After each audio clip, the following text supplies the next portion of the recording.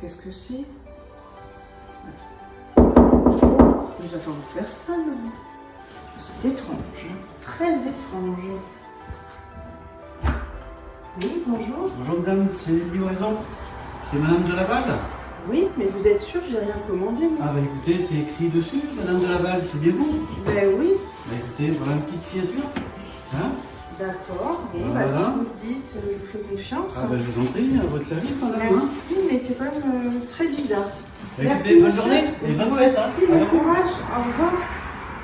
Bah alors ça, c'est vraiment bizarre. J'ai rien commandé. Qu'est-ce que ça peut bien être? C'est vraiment une drôle de coïncidence, cette chose. Alors, c'est marqué quoi? Joyeux Noël du ciel.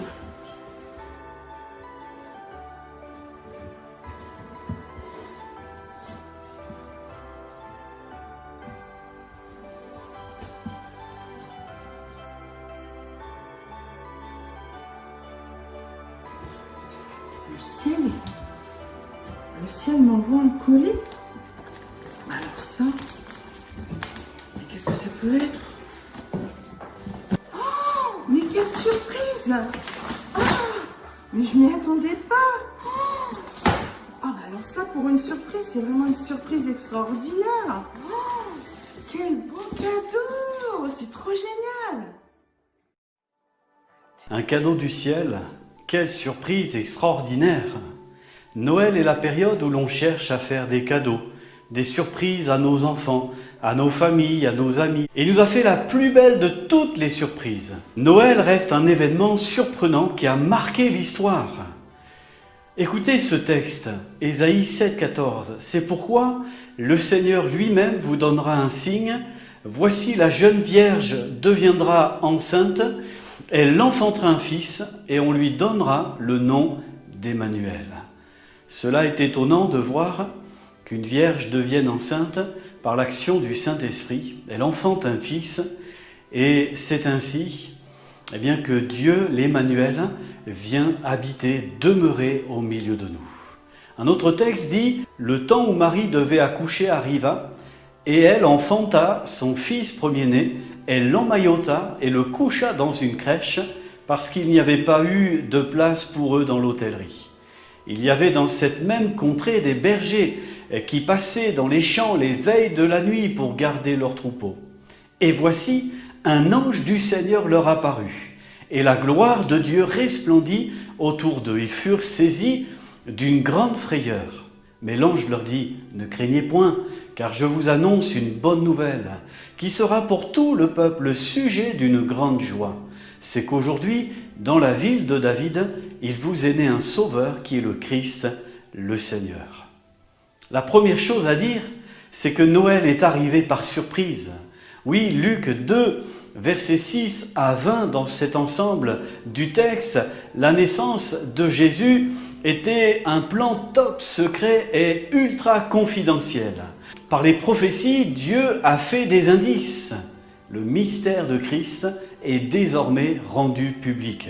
Ce plan allait mettre totalement KO Satan et anéantir ses œuvres. Cette naissance miraculeuse est synonyme de surprise et d'émerveillement. En effet, Jésus est né au moment où l'on y pensait le moins. Quelle surprise pour les bergers à l'annonce de la naissance de Jésus.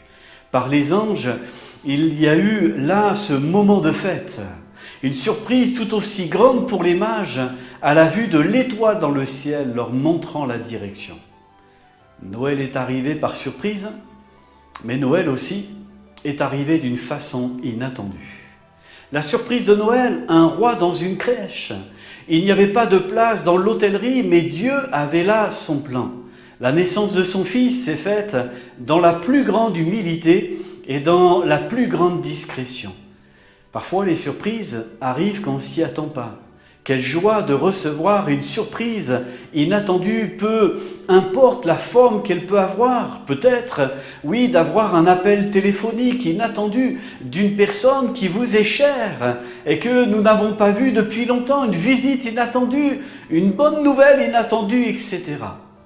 Aussi, nous pouvons dire, le message de Noël est vraiment étonnant. Un enfant qui allait devenir le sauveur du monde. Merci Seigneur.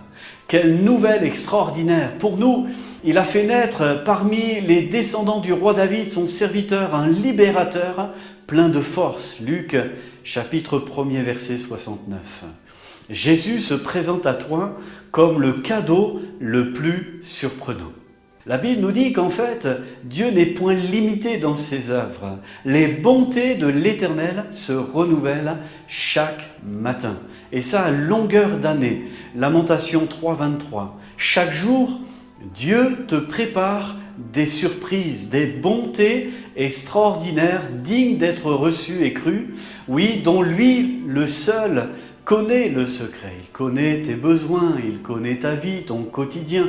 Et il a prévu, la Bible nous le montre, qu'il a prévu de meilleures choses pour nous, pour toi. Il veut te combler de ces merveilleuses bénédictions, car il sait que la vie n'est pas toujours facile et aisée, mais il se tient là, dans le secret. Dieu veut manifester ses surprises, ses bontés dans ta vie. Crois-le, reçois-le. Laisse-toi surprendre par Jésus, le Sauveur du monde, celui qui est venu comme un enfant, mais qui aujourd'hui est ressuscité après la croix, est ressuscité triomphant. Il revient désormais. Oui, Jésus fait toujours au-delà de ce qu'on peut penser ou espérer. Alors c'est aussi, prépare-toi pour la surprise de son prochain retour. Que Dieu te bénisse.